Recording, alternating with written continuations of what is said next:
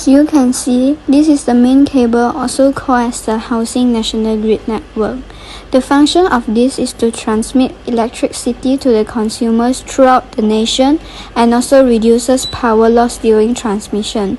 Transformer is used to step down the voltage to certain level according to the needs of the consumers.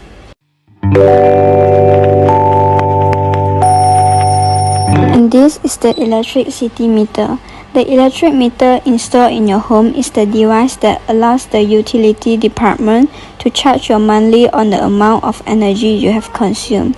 The electric meter measures the current flow through the service entrance and into your personal electrical service panel.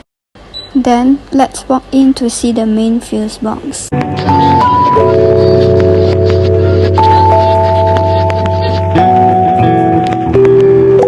In the fuse box, there are main switch, earth leakage circuit breaker, and miniature circuit breaker in it.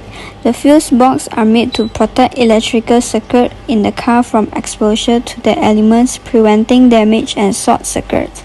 Fuses are made to control and safeguard electrical currents that flow through wires to electrical components, so it is essential to know where your fuse box is located.